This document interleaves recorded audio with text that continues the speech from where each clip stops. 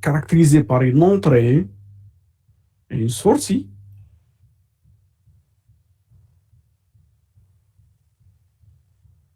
Caractérisée par une entrée et une sortie.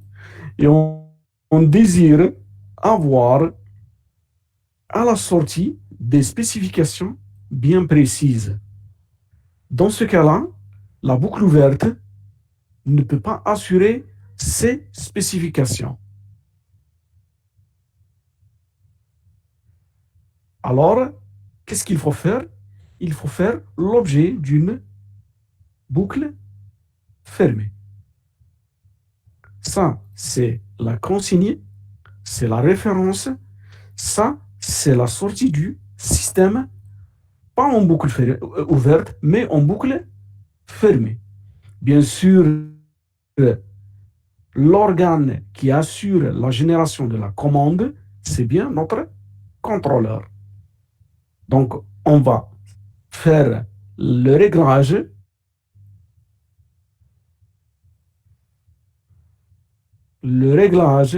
d'un contrôleur afin d'assurer une sortie très proche ou bien similaire à la consigne. Bien sûr, le caractère ici,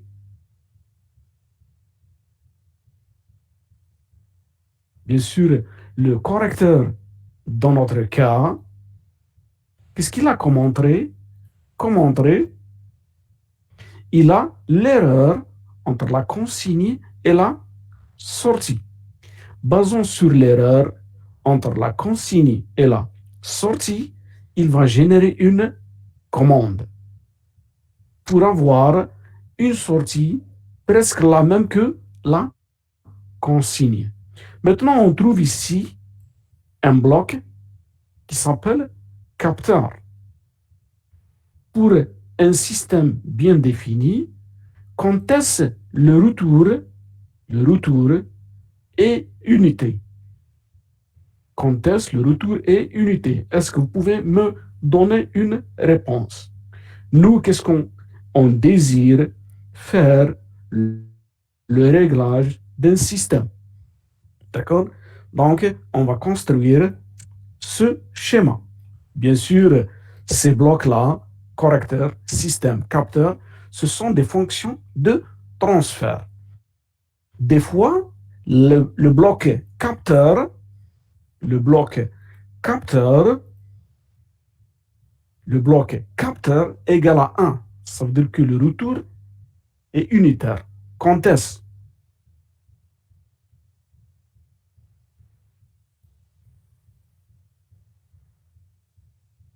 Quelqu'un qui peut me répondre? Je répète, nous avons un système comme ça. Nous avons ce système-là. Des fois, la partie capteur, ou bien le bloc ici, égale à 1. Quand est-ce? Ou bien quel est le cas qu'on doit mettre 1 ici?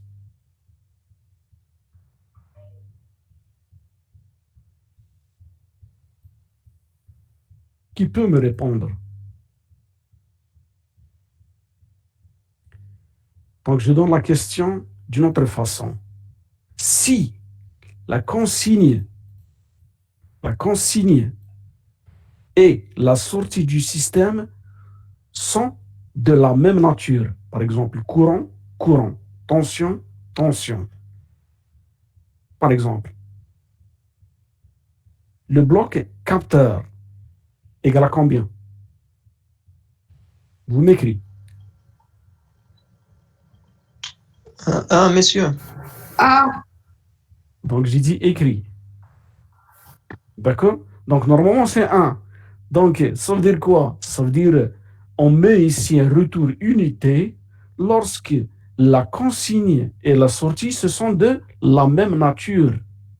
Maintenant, si par exemple ici, la consigne, c'est tension. On veut faire par exemple le réglage de la température. Donc, la consigne, c'est une tension. Par exemple, V 6 volts, c'est pour nous l'équivalent de 60 degrés. Et ici, bien sûr, le système réel, qu'est-ce qu'il va me donner? Il va me donner une température. Il va me donner une température. Donc, on ne peut pas faire une comparaison ici entre tension, température. Donc, qu'est-ce qu'on doit mettre ici? On doit mettre une fonction de transfert qui assure la conversion température, tension. C'est clair? Donc, ce que vous devez le savoir, c'est que la partie capteur ici, des fois égale à 1, des fois, c'est une fonction de transfert. Maintenant, notre objectif, c'est de faire la synthèse de ce contrôleur. Donc, afin de faire la synthèse de ce contrôleur, tu dois savoir quelles sont les actions élémentaires pour construire un contrôleur.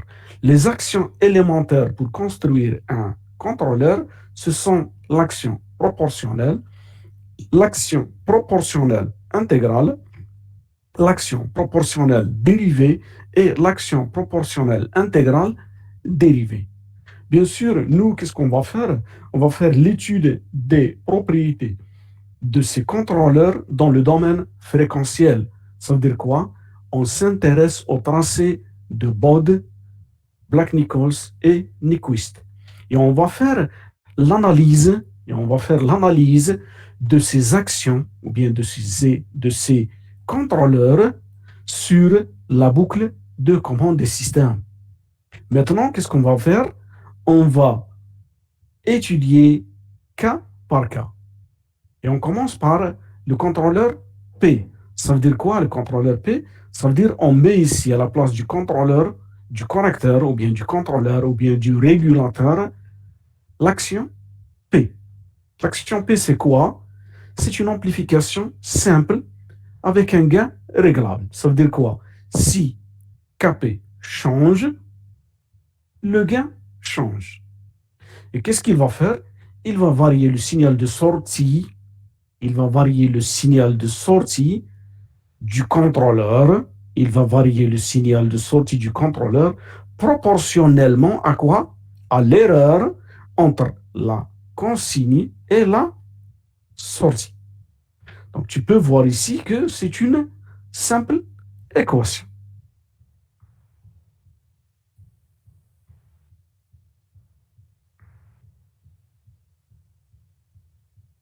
Tu peux voir ici que c'est une simple équation. Maintenant, l'intéressant pour nous lorsqu'on utilise ce type de contrôleur, c'est quoi? Il augmente la bande passante. Une fois la bande passante est augmentée, ça veut dire quoi? Ça veut dire dans le domaine temporel, on va y avoir un système rapide et précis. Rapide, ça veut dire quoi? Ça veut dire le temps de montée est court.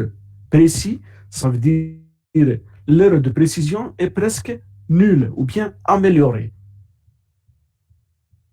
Donc, bien sûr, dans le TP en présentiel, on va voir comment tracer et calculer la bande passante. D'accord? La même chose pour la rapidité et la précision. Tout ça par un exemple d'un système en utilisant le contrôleur P. Donc, je récap. Voici l'équation du temps pour notre contrôleur. Et ça, c'est la fonction de transfert.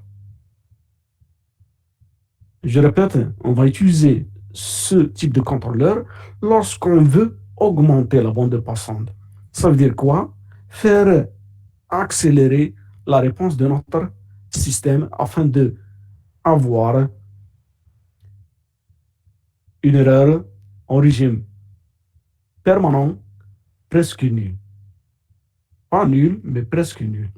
On va voir comment l'annuler. Maintenant, pour la deuxième ou bien le deuxième contrôleur, c'est le mélange entre l'action P qu'on a vu déjà avec quoi? Avec une intégration. Ça veut dire quoi? Ça veut dire que l'erreur elle sera augmentée proportionnellement et elle sera intégrée aussi. Donc, bien sûr, tu peux voir ici que on a deux paramètres, le KP et le TI. Donc, pour, donc, pour préciser la fonction de transfert de, du contrôleur PI, tu dois me donner KP et tu dois me donner TI. Bien sûr, qu'est-ce qu'il a, ce contrôleur, comme avantage et qu'est-ce qu'il a comme inconvénient? Donc, lorsque tu fais le réglage de ce contrôleur, tu dois mettre un compromis entre qu'est-ce qu'il a comme avantage et qu'est-ce qu'il a comme inconvénient. Donc, qu'est-ce qu'on a ici pour ce contrôleur pays? On va tirer davantage de son action intégrale. L'effet de cette action en régime permanent, qu'est-ce qu'il va faire? Il va éliminer l'erreur statique. Ça veut dire quoi? Ça veut dire, si on passe ici, ça veut dire lorsqu'on fait le tracé de la réponse indicielle, ou bien la réponse du temps, tu dois savoir que à t pour le temps vers l'infini, pour le régime permanent, on trouve que la sortie égale à la consigne. Donc ça veut dire quoi? Tout, bien toute boucle fermée contenant un correcteur avec une intégration, tu dois savoir que l'erreur en régime permanent égale à zéro. Elle est nulle. Et on va voir ça dans les simulations. Donc, bien sûr, le problème, c'est quoi? C'est que ce contrôleur pays, il a des inconvénients. En régime transitoire, il augmente le temps de réponse. Ça veut dire quoi? Il touche la stabilité du système. Il touche la stabilité du système. Parce que lorsque le temps de réponse augmente, ça veut dire le régime transitoire, il sera long.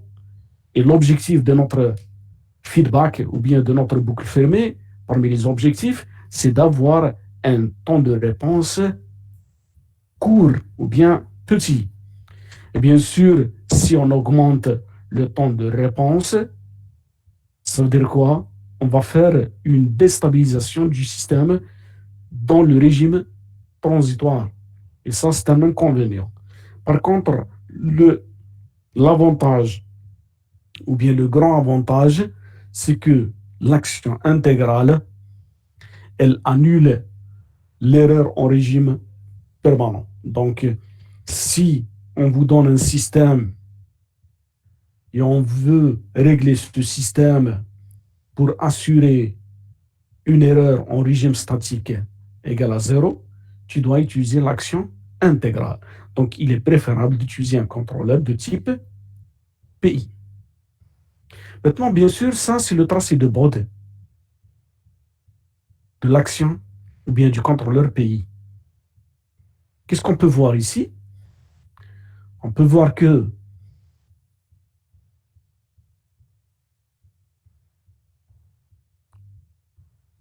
il y en a des gens qui arrivent en retard. Hein? C'est pas grave.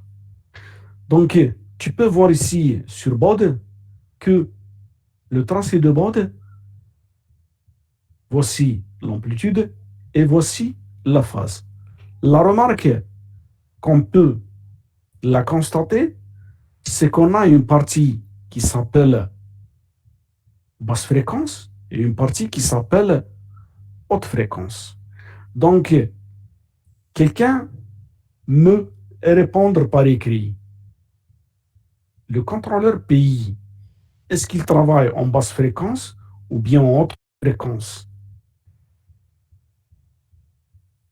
Son action, elle est en BF ou bien en HF?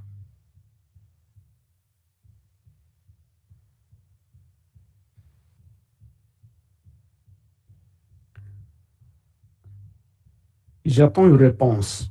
D'après la figure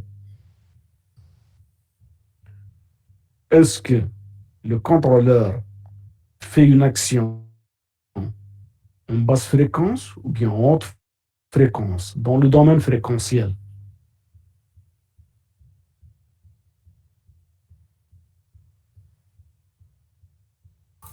Basse fréquence. Donc, j'ai dit bien écrit BF ou bien HF. D'accord? Donc, normalement, tu peux voir ici que le contrôle pays, il a une action sur les basses fréquences. Donc, et qu'est-ce qu'il fait? Il ajoute un moins 90 degrés au système.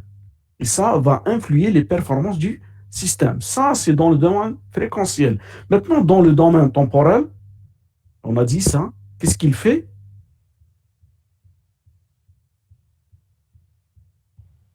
On a dit en régime permanent, annule l'erreur statique. Lorsqu'on parle des régimes permanents et régimes transitoires, ça veut dire quoi? Le tracé temporel, on travaille avec le temps. Donc, qui dit régime permanent, ça veut dire t tend vers l'infini. Donc, le contrôleur PI, dans le régime temporel, qu'est-ce qu'il fait? Il agit au niveau, ou bien il donne son effet au niveau du régime permanent. Dans le domaine fréquentiel, il agit ou bien donne son effet dans les basses fréquences. Tu dois noter ça. Maintenant, pour le contrôleur PD, proportionnel dérivé, ça veut dire quoi? On garde toujours l'action proportionnelle. Et qu'est-ce qu'on va mettre? Une action dérivée. Ça veut dire quoi? L'erreur, elle doit être dérivée. Donc, toujours, qu'est-ce qu'on a? On a des inconvénients et on a des avantages. Donc, n'oublie pas que ce contrôleur, d'après la, le graphe de Bode, qu'est-ce qu'il a? Il a un effet en haute fréquence. Et tu peux voir ici que en haute fréquence, qu'est-ce qu'il va faire? Il va ajouter plus 90 degrés. Et ça, on va voir qu'il a un effet sur les spécifications demandées. Par contre, tu dois savoir que ce contrôleur, qu'est-ce qu'il va faire? Il va agir en régime transitoire et il va assurer une bonne stabilité du système. Donc, on va voir ça toujours dans les simulations. Donc, on va tracer la réponse temporelle, on va tracer la réponse fréquentielle, Bode ou bien Nyquist ou bien Black, d'accord? Et on va traiter tout ça. Donc, je répète, pour un contrôleur proportionnel dérivé, son action, c'est en haute fréquence, en moyenne et haute fréquence, pour le régime, pour les réponses fréquentielles, pour les réponses temporelles, il travaille en régime transitoire.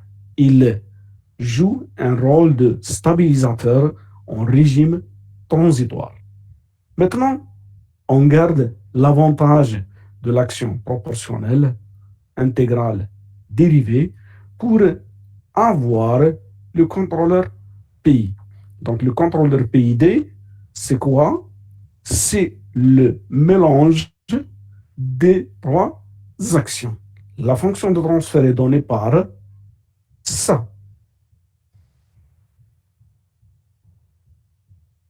Donc, il suffit de déterminer KP, TI et TD pour la synthèse d'un contrôleur PID et avoir utilisé ce contrôleur dans notre système en boucle fermée. Bien sûr, la détermination de ces trois paramètres, elle va améliorer la précision, la stabilité et la rapidité du système. Mais avec un choix bien précis. Parce que notre objectif dans l'utilisation du PID, c'est de tirer l'avantage, tout ce qui est avantage de l'action P, I et D. Maintenant, tu peux voir ici, qu'est-ce qu'on a ici? Ça, c'est le graphe d'un contrôleur PID. C'est le diagramme de bord. Tu peux voir ici qu'il varie de moins 180 degrés, 90 degrés, jusqu'à plus 190 degrés. D'accord? Et tu peux voir ici, c'est l'action intégrale, et ici, c'est l'action dérivée. Tu peux voir ça, la pente ici. Intégration et dérivée. Maintenant, notre objectif, ce n'est pas le calcul de KP, TI et TD. L'objectif de notre objectif est de faire l'étude des propriétés fréquentielles de chaque type de contrôleur. P, PI, PD et PID. Donc, pour notre travail, ou bien pour le travail demandé, on va traiter 4 exemples. Et avec chaque exemple, qu'est-ce qu'on va faire? On va proposer un système et on va proposer un contrôleur. Donc, ce n'est pas vous qui donne, c'est pas vous qui donne la valeur des paramètres de contrôleur, mais c'est nous. Mais votre travail ou bien l'objectif de notre travail est de faire une étude sur ça. Donc, par exemple, l'exemple 1, on vous donne un système du deuxième ordre et on veut le commander par quoi? Par un contrôleur P. Donc, on vous donne des questions ordinaires. Par exemple, donner la fonction de transfert du système en boucle fermée. Donc, tout le monde sait qu'on va utiliser ou bien lire le help de la commande feedback. Donc, tout le monde sait comment utiliser la commande feedback. Maintenant, dans notre cas, on prend KP égale à 2.